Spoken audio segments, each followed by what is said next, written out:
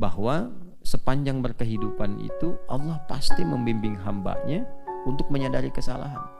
Jadi seburuk-buruknya manusia itu pasti selalu ada lintasan dalam hatinya yang menyadari itu salah. Nah, ketika itu terfikir dan terlintas dalam benak seseorang, sadari itulah petunjuk Allah. Itu hidayah namanya. Akan antara proses bertobat dengan diterimanya taubat. Nah, dan gabungan dari keduanya. Kita baca dulu Quran surah keempat An-Nisa di ayat ke-17. Ya, paling kiri pertengahan. Innamat taubatu 'ala Allahi lilladzina ya'maluna as-su'a bijahalatin thumma yatubuna min qarib faulaika yatubullahu 'alaihim wa kana Allahu 'aliman hakima. Masyaallah. Lihat ujungnya selalu sesuai. Aliman hakima kan, wasi'un alim, bima ta'maluna basir. Mudah Allah menyamakan, tapi ditempatkan sifat-sifat yang sesuai. Ya. Ya, yang pertama Allah sampaikan begini, innamat taubatu 'ala Allahi, sungguh taubat yang diterima oleh Allah itu sebagai berikut ketentuannya. Hanya yang berikut ini, karena innama itu adatul hasri. Lilladzina ya'maluna as-su'a, bagi setiap orang, semua kalangan yang pernah berbuat satu kesalahan, satu keburukan, thumma yatubuna min qarib, kemudian dia sadar itu salah, dia menyegerakan tobatnya. Jadi begitu dia merasakan salah, dia cepat bertobat. Nah, ayat ini kalau kita baca dengan lebih dalam seakan memberikan anugerah besar bahwa sepanjang berkehidupan itu Allah pasti membimbing hambanya untuk menyadari kesalahan. Jadi seburuk-buruknya manusia itu pasti selalu ada lintasan dalam hatinya yang menyadari itu salah. Nah, ketika itu terfikir dan terlintas dalam benak seseorang, sadari itulah petunjuk Allah. Itu hidayah namanya. Itu hidayah. Ya. Nah, kalau kita sambut itu, Allah beri jalan. Itu rumusnya di Quran surah 29 ayat 69. Walladzina jahadu fina lanahdiyannahum subulana. Orang yang serius menyambut petunjuk dari kami berikan beragam jalan ya menuju Allah Subhanahu wa taala. Nanti ragamnya banyak tuh. Tapi salah satunya pembukanya taubat dulu. Jadi kunci taubat tuh begini, kalau ingin cepat diterima oleh Allah taubatnya, begitu terlintas dalam benak, dalam jiwa, hati, menyadari kesalahan, itu petunjuk awal, cepat ambil untuk taubat. Nah, biasanya orang yang menyegerakan taubat itu, taubatnya akan lebih efektif dibandingkan dengan yang menunda-nunda. Ya, kalau ditunda itu banyak berpikir, banyak pertimbangan. Gitu. Waduh, kalau nggak nyogok kurang penghasilan nih. Proyek gagal, ditimbang tuh. Tapi kalau cepat direspon, segera taubat, nanti Allah berikan jalan keluar. Nah, itu harus disadari dulu yang pertama. Yang menyebabkan terjadinya tobat sambal, ya seperti orang-orang mengungkapkan sekarang, nah tobat terjadi lagi, tobat karena belum total, dia nggak menyambut cepat. Tunggu dulu, pikir dulu. Ya, sesuatu yang salah itu kalau mau diistighfari, ditobati, rumusnya percepat. Karena semakin banyak Anda berpikir dan menunda, Anda akan bertarung dengan kematian. Kita nggak akan tahu di titik mana ajal tiba. Makanya bahasanya sara'a, bukan sa'a. Quran surah ketiga ayat 133, wasari'u ila maghfiratin mir rabbikum, dan bergegaslah untuk minta ampun taubat kepada Rabbmu. Tapi kalau Jumatan itu pakai sa'a.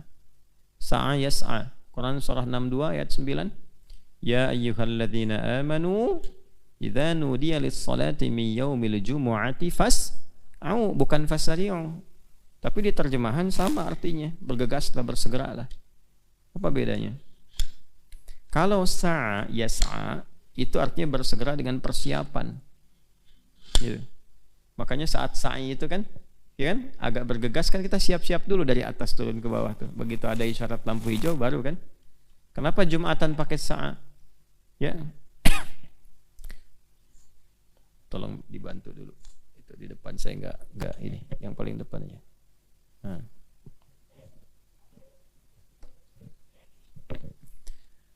Kenapa Jumatan pakai sa'a? Karena perintah bergegas itu diikat dengan kesiapan. Makanya didetilkan oleh Nabi. Sekalipun ingin cepat-cepat Jumatan, siap-siap dulu. Maka ada sunnahnya, mandi dulu, ya kan? Kemudian bertatayib dulu, ya, menggunakan wangian. Kemudian bersegera mendapatkan saf pertama, gitu. Tapi ada persiapan. Tapi kalau urusan taubat itu nggak usah dipersiapkan. Jadi begitu sadar salah, taubati saat itu. Karena semakin lama dipertimbangkan, ya, berjuang dengan kematian nanti, berlomba siapa yang paling cepat. Ya, salahnya siang, tobatnya direncanakan malam, sore ajal datang, gitu ya. Nah, ini rumus pertama. Jadi berbicaranya kita tidak menilai bagaimana diterima dulu, berbicaranya bagaimana supaya tobatnya benar dulu, ya kan? Nah, kemudian faulaika yatubullahu alaihim, itu potensinya besar diterima tobatnya oleh Allah. Kembali ke An-Nisa ayat 17. Kalau menyegerakan tobat itu besar potensinya diterima oleh Allah. Nah, di ujungnya itu ditutup dengan aliman hakima. Allah tuh tahu sebetulnya keadaan setiap hamba. Tahu karakter si fulan tuh tahu. Gitu. Kelemahannya ini, ya kan? Kekuatannya ini. Suka begini, suka begitu. Cuma Allah tuh maha bijak juga. Tahu. Itu Allahu Akbar, ditutup dengan kalimat hakim, itu bijak, yang sangat mengerti keadaan hambanya. Ya, karena itu Allah menolong kita, dibantu, segerakan dulu, nanti dikuatkan oleh Allah. Nah, dalam proses itu, dalam proses penguatan, biasanya sesuatu yang sudah menjadi kebiasaan yang kuat tuh nggak mudah langsung ditinggalkan. Akhirnya apa? Oleh Quran didorong untuk terus ditaubati. Ya, orang yang sekali taubat tuh taibun. Orang yang terus-terusan taubat tawabun. Nah, Allah itu sangat mencintai pelaku maksiat yang dia terus-menerus mentobati perilakunya sampai dia sadar betul dan menaklukkan nafsunya.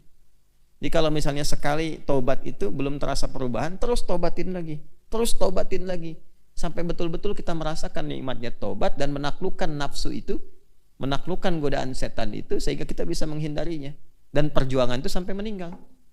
Jadi kalau seseorang berjuang terus begitu sampai dengan wafatnya, minimal diterima usaha dia untuk taubatnya dan dicintai oleh Allah. Itu yang mahal tuh, dicintai. Itu ada di Quran surah kedua ayat 222 di ujung ayatnya. Ya, innallaha yuhibbut tawwabin wa yuhibbul mutatahhirin. Ya kan? Wa yas'alunaka 'anil mahid qul huwa adzan fa'tazilun nisaa fil mahid. Kemudian wala taqrabuhunna hatta yathhurna fa idza tatahharna fa'tuhunna min haitsu amarakumullah. Ujung ayatnya innallaha yuhibbut tawwabin. Kenapa coba ada tawabin di situ? Karena kadang-kadang suami istri pun kalau bergaul suka salah juga. Makanya sebelum mutatahhirin ada tawabin juga. Kalau salah oleh Allah, kalau mau taubat dimaafin dulu, setelah itu bersuci. Ya kan? Jelas ya? Gitu. Kan kadang-kadang juga suka ada pelanggaran-pelanggaran kan? Ya, sama dalam hubungan suami istri juga kadang ada pelanggaran-pelanggaran. Ini dalam kehidupan secara sosial ada pelanggaran. Jadi rumusnya, kalau tadi bertobat dan merasakan belum berubah, jangan pernah memvonis diri tobatnya nggak diterima. Itu salah. Ya, jangan pernah memvonis. Karena itu memang maunya setan. Itu maunya setan supaya putus asa, lalu bunuh diri. Gitu kan? Putus asa, bunuh diri. Paham? Ya. Nah, kalau sudah begitu kan dia kalut ini, lompat dari tebing. Tuh kan? Kalut begini lalu mengakhiri hidupnya karena merasanya tidak akan diterima, terus bertambah maksiat. Itu setan senang sekali. Jelas ya? Nah, yang terakhir bagaimana cirinya tobatnya diterima? Nah, selalu di Quran itu ada setelah kalimat taubat umumnya berpasangan dengan islah. Illal ladzina tabu wa aslahu. Ya kan? Kecuali orang-orang yang mau taubat kemudian memperbaiki diri. Jadi lawan taubat itu, lawan salah itu kan soleh. Orang taubat itu kalau mentaubati bagian dari tubuh yang berbuat salah, maka fungsinya berubah jadi soleh. Mata seringkali melihat yang salah. Taubat, maka mata itu akan melihat yang soleh. Tak mau lagi melihat yang salah. Ya, karena itu dia akan mengakui dulu, menyesali, setelah itu mengganti dengan perbuatan lebih baik. Bahkan sensitif, nggak mau dia lihat-lihat yang begitu lagi. Dengar-dengar gibah nggak mau lagi, bicara kotor nggak mau lagi. Nah itu hamba itu sudah mendapatkan penerimaan tobat di sisi Allah. Kalau dia jaga itu sampai wafat, insya Allah potensi husnul khatimah.